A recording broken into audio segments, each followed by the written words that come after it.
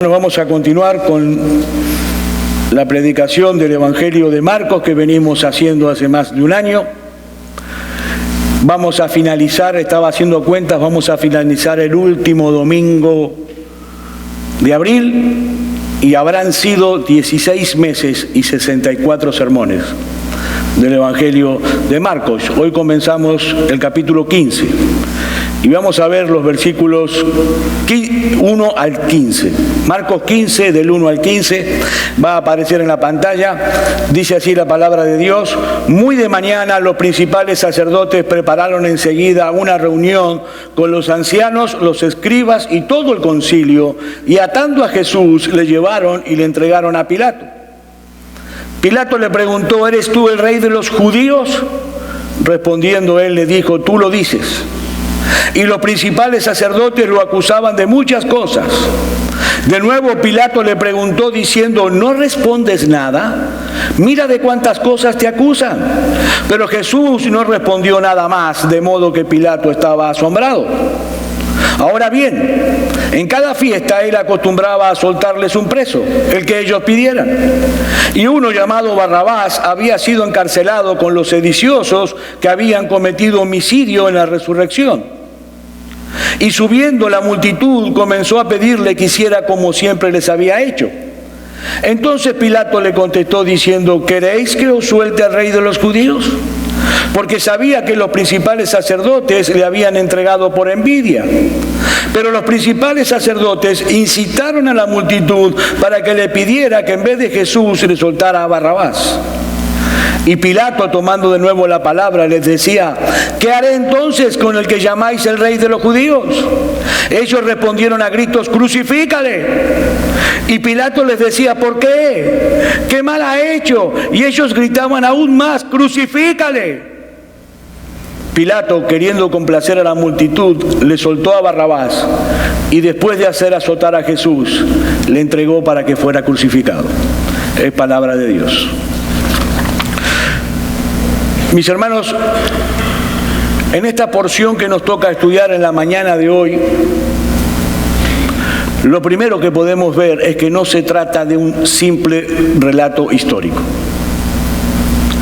No se trata del relato de una historia o un recuento de lo que sucedió ese viernes por la mañana muy temprano cuando Jesús compareció ante Poncio Pilato para ser juzgado. No, mis hermanos, lo que tenemos aquí frente a nosotros es una sorprendente ilustración del Evangelio. Eso es lo que tenemos y lo vamos a ver dentro de unos minutos. Ahora, como siempre, lo primero que debemos hacer es poner nuestro texto en su contexto.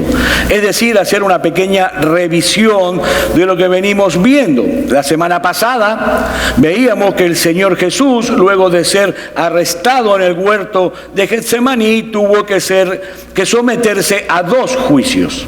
Uno religioso y el otro civil. Y la semana pasada nosotros veíamos el juicio religioso en la casa de Caifás, ¿recuerdan? Donde Jesús fue declarado culpable de blasfemia. Y por lo tanto los líderes religiosos allí presentes lo declararon culpable de muerte. ¿Recuerdan eso? Ahora, ese veredicto de culpabilidad que ellos habían declarado no era válido, no tenía validez, hasta que fuera ratificado por el Sanedrín en pleno, es decir, los 71 miembros del Sanedrín, en las primeras horas del día. ¿Por qué? Bueno, porque según la jurisprudencia judía, no era legítimo llevar a cabo un juicio que podía culminar con la condena a muerte del acusado durante la noche, que fue lo que hicieron. Entonces tenía que ser revalidado en la mañana por el Sanedrín entero.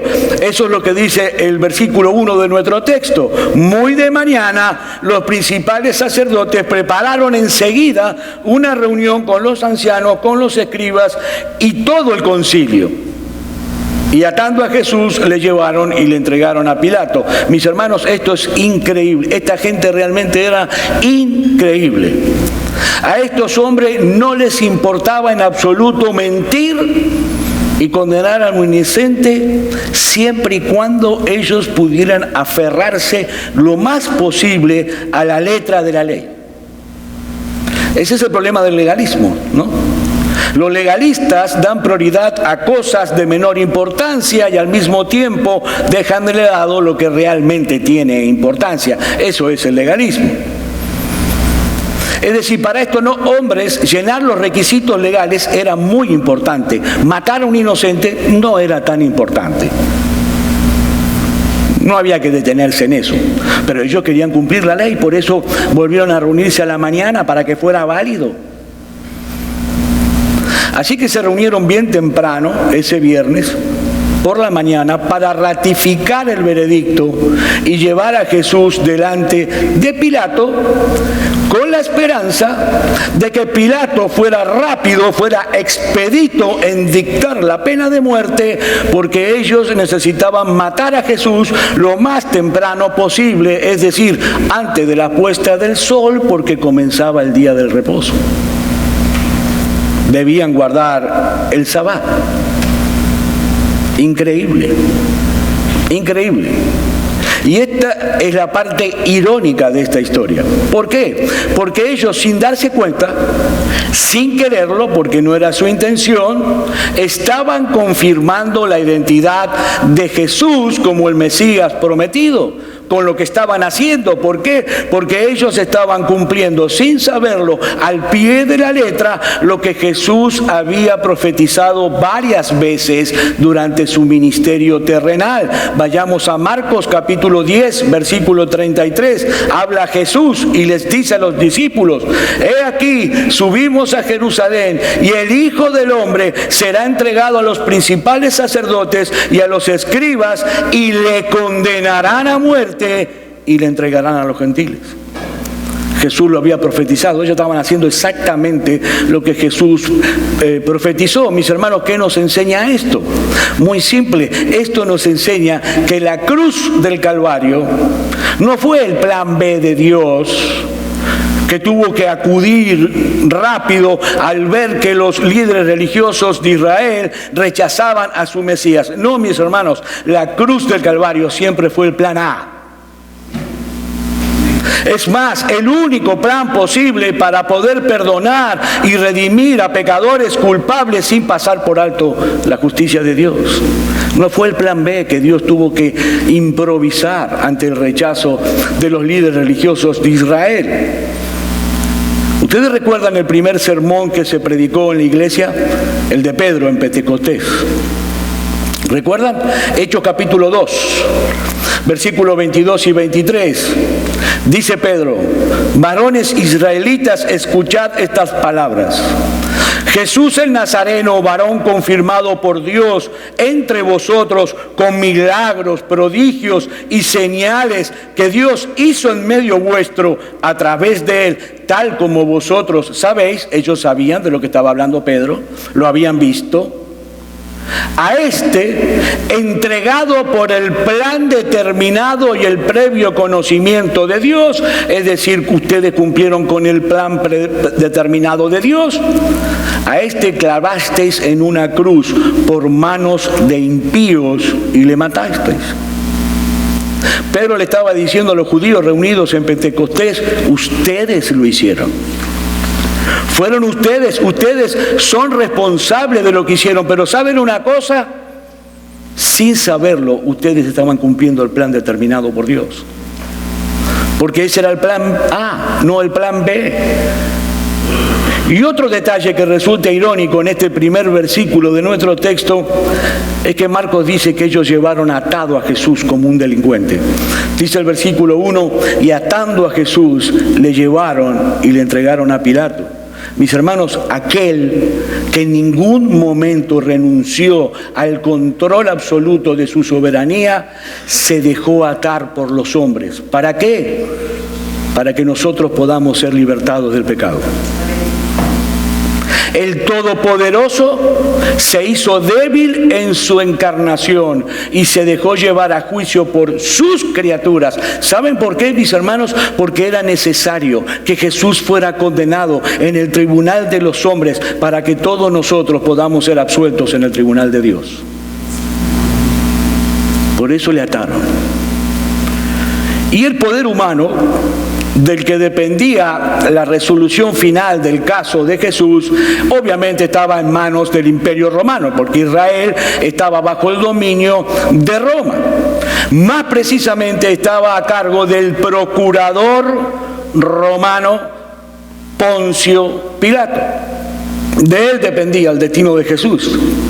Y un documento de esa época nos presenta a Poncio Pilato como un hombre inflexible, falto de misericordia, obstinado, sumamente supersticioso y que odiaba a los judíos y a su religión con todas sus fuerzas. Ese era Poncio Pilato. Pero quiso la providencia de Dios que Jesús fuera juzgado en el tribunal de este hombre. Lo único que le importaba a Poncio Pilato durante su mandato como procurador general era evitar cualquier tipo de rebelión en contra del Imperio Romano. Esa era su misión. Los problemas cotidianos y religiosos de Israel no le importaban en lo más mínimo. Por eso le molestó la irrupción de los miembros del Sanedrín con Jesús a esa hora tan temprana de la mañana. Y se genera un conflicto entre los líderes religiosos y Pilato. Por esto, entonces, vamos por un momento al Evangelio de Juan, donde esta conversación entre Poncio Pilato y los líderes religiosos se encuentra más ampliada. Marcos lo hace muy resumido, prácticamente menciona muy poco, pero en Juan se nota mucho mejor. Juan capítulo 18, versículo 28 al 30. Entonces llevaron a Jesús de casa de Caifás al pretorio, que era la sede donde estaba el procurador romano. Era muy de mañana, aproximadamente las 6 de la mañana, muy de mañana. Y acá está la quisquillosidad de los religiosos judíos, ¿no? Ellos no entraron al pretorio para no contaminarse y poder comer la Pascua. El día de la Pascua los judíos no tenían ninguna relación con los gentiles, ni entraban a sus casas, ni hablaban con ellos porque dicen que se contaminaban. Entonces ellos se quedaron en el patio del pretorio y Pilato tuvo que salir afuera para verlos. Y dijo: ¿qué acusación traéis contra este hombre? Ellos respondieron y le dijeron: si este hombre no fuera malhechor, no te lo hubiéramos entregado. Es decir, ellos vienen y le dicen: tú nos haces esa pregunta, Pilato, ¿no te basta con que los miembros del Sanedrín judío vengamos en persona y traigamos a este hombre atado como un delincuente para que tú lo condenes? ¿No es suficiente? Y Pilato le dijo: ¿saben qué? No es suficiente. Ustedes vienen aquí y yo no sé qué es lo que tienen contra este hombre, porque yo no veo. Pilato se había enterado ya de lo que había pasado. Se había enterado de Jesús y se había enterado del juicio, lo sabía. Y él no encontraba nada, él veía a un inocente. ¿Por qué me lo traen? Vayamos por un momento, dejemos Juan y vayamos por un momento al Evangelio de Lucas para que ustedes vean, mis hermanos, cuál era la acusación de los miembros del Sanedrín. Y por favor, noten la diabólica astucia de estos hombres. Lucas capítulo 23, versículo 2. Y comenzaron a acusarle diciendo: hemos hallado que éste pervierte a nuestra nación, prohibiendo pagar impuesto al César y diciendo que él mismo es Cristo, un rey. Ustedes recuerdan lo que vimos la semana pasada, el juicio en casa de Caifás. ¿De qué acusaron a Jesús en ese juicio? De blasfemia. ¿Dónde está la palabra blasfemia aquí? Mentían descaradamente. ¿Por qué? Porque si ellos lo acusaban de blasfemia, automáticamente Pilato lo declaraba inocente porque no le importaba en lo más mínimo. Es más, él ni sabía lo que significaba la palabra blasfemia. Tuvieron que inventar una acusación. Y lo acusan a Jesús de 3 cosas. Primero, de un terrorista que pervierte la nación. Alguien peligroso para Roma porque era un terrorista. En segundo lugar, hace lo que nunca se debe hacer, tocarle el bolsillo a una persona. Dice que él prohibía que paguen el impuesto al César. Y en tercer lugar, que era la peor, que él se autodeclaraba rey. Y un rey es alguien que por la fuerza viene e implanta un territorio. Este hombre, le estaban diciendo, es tan peligroso que puede venir con un ejército y reclamar el trono de David y desplazar a Roma de aquí. ¿Para qué? Para tocar las fibras de Pilato, para que Pilato se preocupara. Pero ellos habían acusado a Jesús de blasfemia. No les importaba mentir con tal de condenar a un inocente. Y como la acusación más grave era la de pretender ser un rey, aparece la pregunta en el versículo 2 de nuestro texto que le hace Pilato: ¿eres tú el rey de los judíos? Otra vez, volvamos al Evangelio de Juan, que se encuentra más ampliado esta conversación. Juan capítulo 18, versículo 33 al 38. Entonces Pilato volvió a entrar al pretorio, Jesús estaba adentro, llamó a Jesús y le dijo: ¿eres tú el rey de los judíos? Jesús respondió: ¿esto lo dices por tu cuenta o porque otros te lo han dicho de mí? Por la acusación de los judíos. Pilato respondió: ¿acaso soy yo judío? Tu nación y los principales sacerdotes te entregaron a mí. ¿Qué has hecho? Jesús respondió: mi reino no es de este mundo. Si mi reino fuera de este mundo, entonces los servidores pelearían para que yo no fuera entregado a los judíos. Mas mi reino no es de aquí. Pilato entonces le dijo: ¿así que tú eres el rey? Respondió Jesús: tú dices que yo soy rey. Para esto yo he nacido y para esto he venido al mundo, para dar testimonio de la verdad. Todo el que es de la verdad escucha mi voz. Pilato le preguntó: ¿qué es la verdad? Jesús le está diciendo: mira, Pilato, si lo que tú me estás preguntando es si yo soy un rey, como tú imaginas en tu mente que es un rey, con un ejército que viene a implantar un reino, no, mi respuesta es no. Ahora, si tú me preguntas si de alguna manera yo soy rey, sí, ciertamente soy rey, porque tengo un reino. Pero Pilato, mi reino no es de este mundo. Mi reino no es terrenal. Si yo tuviera interés de implantar un reino terrenal, me hubiera dedicado a reclutar soldados para que ahora me defendieran. Pero es evidente que yo no he hecho eso. Pilato, lo más importante es que mi poder y mi autoridad en mi reino es ejercida sobre los corazones de aquellos que escuchan, aman y obedecen la verdad. Pilato, mi reino es un reino muy distinto a lo que tú tienes en mente. Es un reino donde la verdad gobierna el corazón de los hombres. Y obviamente esta respuesta confundió a Pilato. Pero si había algo que había quedado claro en la mente de Poncio Pilato después de esa conversación, era que Jesús no era para nada peligroso para el imperio. Porque no venía a implantar un reino terrenal. No era peligroso, por lo tanto tenía que ser absuelto inmediatamente. Eso era lo que pensaba Pilato. Así que sale al patio de nuevo en busca de los judíos y les dice en el versículo 38, en la segunda parte: yo no encuentro ningún delito en él. Y esta frase es muy importante, hermano, porque recordemos que en esa época en Israel no había jurado, no había fiscales, ni había defensores. Todo dependía exclusivamente de lo que Pilato decidiera, y Pilato aquí está declarando la inocencia de Jesús abiertamente. Y ahora debemos volver de nuevo a nuestro texto, a Marcos capítulo 15, y ver los versículos 3 al 5 otra vez. Y los principales sacerdotes le acusaban de muchas cosas. De nuevo Pilato le preguntó diciendo: ¿no respondes nada? Mira de cuántas cosas te acusan. Pero Jesús no abrió la boca ni respondió nada más. De modo que Pilato estaba asombrado. A partir de ese momento, Jesús cerró su boca. Mis hermanos, déjenme hacer una pregunta. ¿Tú sabes por qué Jesús no se defendió más de ninguna de todas las acusaciones que le estaban haciendo los judíos? Recordemos que 2 o 3 días antes, Jesús había respondido correctamente cada una de las acusaciones que los fariseos y los escribas le hacían, pero ahora decidió cerrar su boca para siempre. ¿Sabe por qué? Porque a pesar de ser inocente, claramente inocente, en la cruz del Calvario, Él iba a representar a muchas personas que no lo eran. El silencio de Jesús, hermanos, ese silencio fue sublime, porque Él permaneció callado por ti y por mí.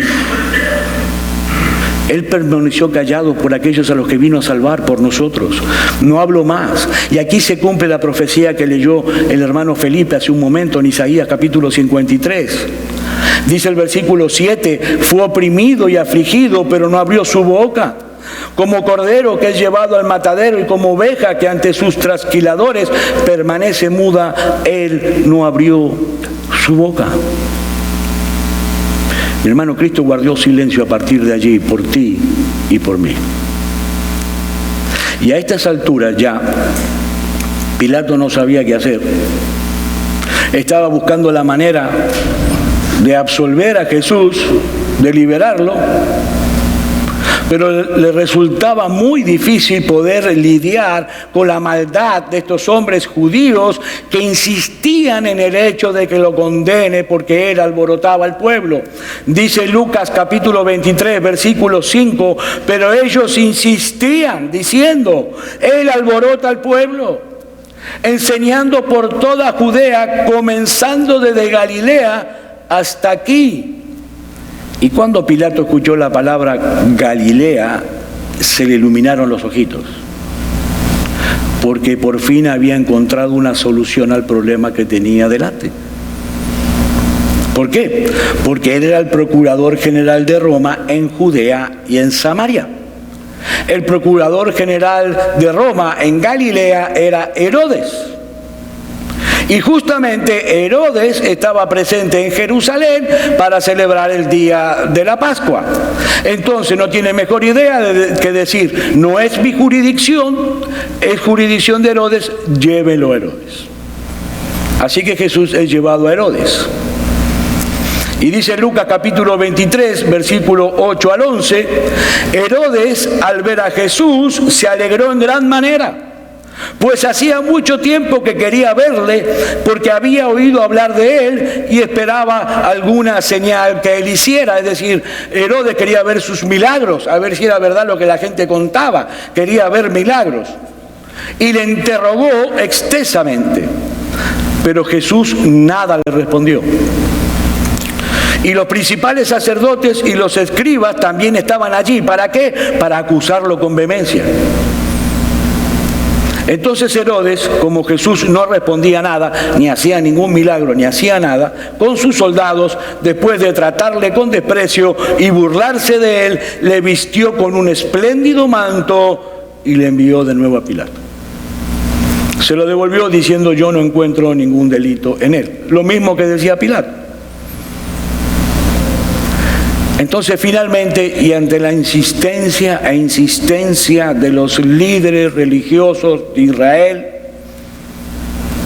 Pilato decide jugarse una última carta, tratando de liberar a Jesús. La última carta, poner al pueblo a elegir entre la liberación de Jesús o la de un preso llamado Barrabás. Versículos 6 al 9 de Marcos 15. Ahora bien, en cada fiesta él acostumbraba a soltarles un preso, el que ellos pidieran. Y uno llamado Barrabás, que había sido encarcelado con los sediciosos, que habían cometido homicidio en la insurrección. Y subiendo la multitud comenzó a pedirle que hiciera como siempre les había hecho. Entonces Pilato le contestó diciendo, ¿queréis que os suelte el rey de los judíos? La pregunta que hace Pilato aquí la hace sabiendo que la respuesta obviamente tiene que ser afirmativa. No había otra manera. Porque dice el versículo 10 que él sabía que los principales sacerdotes lo habían entregado por envidia. No había ningún delito en Jesús. Entonces él hace esta pregunta sabiendo que todos van a decir, sí, suelta al rey de los judíos, pero dice el versículo 11, los principales sacerdotes incitaron a la multitud para que le pidiera que en vez de Jesús le soltaran a Barrabás. Pilato puso al pueblo a elegir entre dos polos absolutamente opuestos. Por un lado Cristo y por otro lado un delincuente llamado Barrabás. Ahora, para que sepamos más o menos quién era Barrabás, Marcos en el versículo 7 nos dice que era un terrorista acusado de sedición, muy probablemente que perteneciera al partido de los Zelotes, un partido que quería hacer una revolución armada contra Roma, un terrorista. Además, había sido ya condenado a muerte por homicidio. El Evangelio de Juan nos agrega que era un ladrón, o sea, una joyita. Es más, algunos comentaristas opinan de que la cruz donde fue crucificado Jesús estaba reservada para Barrabás, que ya había sido condenado a muerte. Por eso Pilato inmediatamente trae el nombre de Barrabás. Si había alguien que realmente representaba un serio peligro para Roma y para los judíos, era Barrabás, y no Jesús. De manera que la elección que Pilato puso frente a la multitud no podía ser más polarizada. El inocente y sublime Hijo de Dios por un lado y la lacra de la sociedad por el otro. Uno que vino a dar vida y otro que vino a quitarla.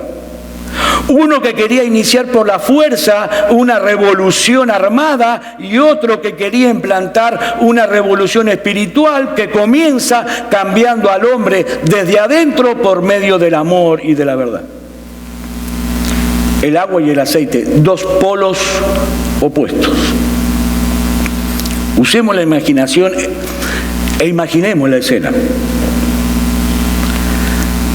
De repente ocurre algo inesperado en medio del juicio, que ni siquiera los líderes religiosos de Israel esperaban. Algo impensado. En un recurso desesperado para poder soltar a Jesús, Pilato decide conectar los dos casos entre sí, de tal manera que la condena de uno implicaba la absolución del otro. Y ahora Barrabás, que había sido condenado a muerte, su vida dependía literalmente de que condenen a Jesús. Obviamente, mis hermanos, Pilato había resuelto soltar a Jesús. Había decidido ponerlo en libertad. Versículos 12 al 14. Y Pilato, tomando de nuevo la palabra, les decía, ¿qué haré entonces con el que llamáis rey de los judíos? Ellos le respondieron a gritos, crucifícale. Y Pilato les decía, ¿por qué? ¿Qué mal ha hecho? Y ellos gritaban aún más, crucifícale. Y esto colocó a Pilato en un dilema, porque en el pasaje paralelo del Evangelio de Juan nos dice que estaba lleno de miedo Pilato, porque la multitud había empezado a alborotarse. Ya había movimientos extraños entre la gente, como de una revuelta, de una revolución, y se asustó. Y sumado a eso, le llega a él a través de un asistente un mensaje que le envió a su esposa diciéndole, no tengas nada que ver con este justo, porque hoy he sufrido en sueños por causa de él. Pilato estaba literalmente aterrorizado a esta altura, porque podía pasar cualquier cosa, y temiendo de que se produjera una revuelta popular, dice el versículo 15, Pilato entonces, queriendo complacer a la multitud, le soltó a Barrabás, y después de hacer azotar a Jesús, le entregó para que fuera crucificado. Eso sí, antes de cumplir y lanzar este veredicto que acababa de lanzar, Pilato volvió a ratificar claramente la inocencia de Jesús. Dice Mateo capítulo 27, versículos 24 y 25, y viendo Pilato que no conseguía nada, sino que más bien se estaba formando un tumulto, tomó agua y se lavó las manos delante de la multitud, diciendo, soy inocente de la sangre de este justo, allá vosotros. Y hermanos, por favor, escuchen la respuesta de todo el pueblo de Israel. caiga su sangre sobre nosotros y sobre nuestros hijos. ¡Wow! Si uno lee la historia de estos 2020 años de Israel, pueden ver que estas palabras fueron así. Caiga su sangre sobre nosotros y sobre nuestros hijos. Eso fue lo que sucedió. Mis hermanos, si algo quedó bien claro en este juicio que acabamos de presenciar con la imaginación, es que Jesús era absolutamente inocente y que Barrabás era absolutamente culpable. Pero ¿saben qué? El inocente fue condenado. Y por ese extraño veredicto, el culpable fue absuelto. ¿Saben ustedes que en el más literal sentido del término, ese viernes en la mañana Jesús dio su vida en lugar de Barrabás? Y ojo, no estoy diciendo con esto que Barrabás fue salvo, no, para nada. De hecho, si Barrabás no se arrepintió y confió únicamente en Cristo para el perdón de sus pecados, Barrabás se condenó. Lo que yo estoy diciendo, mis hermanos, y presten atención, es que Dios orquestó todas las cosas de tal manera que la condena de Jesús implicaría la absolución de Barrabás. ¿Para qué? Para dejarnos nosotros, por escrito en esta historia, una perfecta ilustración de lo que es el Evangelio. El justo muere por los injustos. Eso es. Y Dios escoge, al parecer, al peor de todos los pecadores, Barrabás. Pero no para excusar a todos los demás, sino para incluirnos a todos.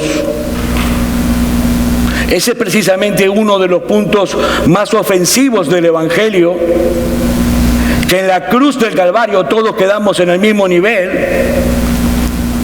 Mis hermanos, la cruz es el nivelador de la raza humana. La prostituta y el religioso, el asesino y el moralista, los despreciados y parias de este mundo y la élite de la sociedad. Todos necesitamos de la misma salvación, todos necesitamos al mismo Salvador. La cruz nos nivela a todos.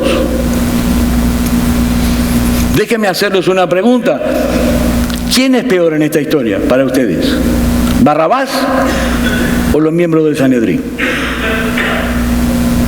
¿Alguna vez han preguntado ustedes por qué los líderes religiosos de Israel sentían tanto odio y tanto desprecio hacia la persona de Jesús? Bueno, la respuesta es muy sencilla, porque él expuso la realidad que había detrás de esa fachada religiosa que presentaban los escribas y fariseos, y era que había un corazón totalmente dañado por el pecado. Y yo te pregunto otra vez, ¿qué es peor? ¿Ser un sedicioso y un homicida como Barrabás, o ser una persona tan insolente, tan soberbia y tan arrogante que desprecia la dádiva de Dios en Cristo Jesús porque se cree que no la necesita? ¿Qué es peor?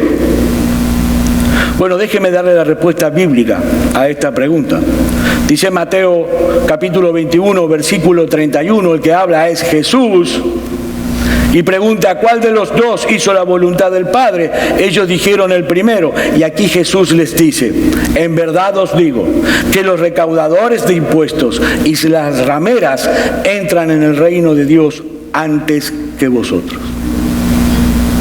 ¿Saben por qué, mis hermanos? Porque Dios resiste a los soberbios y da gracia a los humildes.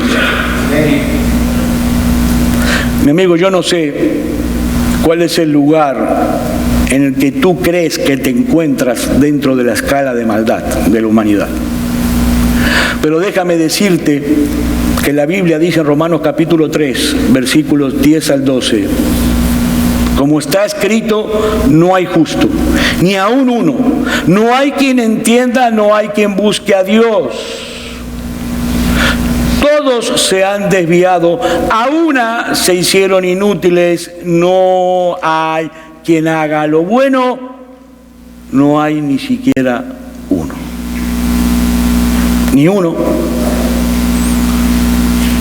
Mi amigo, la razón por la cual un inocente tuvo que morir en la cruz de Calvario es porque en el mundo entero, escúchame bien, en el mundo entero, en lo que respecta a la perfecta justicia de Dios, no hay un solo ser humano que pueda alegar inocencia. Ni uno. ¿Cómo? Y el Papa Francisco tampoco. Y la Madre Teresa de Calcuta tampoco. Y mi hijito de 3 años tampoco. Ni uno. Mi amigo, créeme lo que yo te digo, en el tribunal de Dios nadie en su propio derecho va a obtener un veredicto de no culpabilidad. Nadie. Ahora te tengo una buena noticia.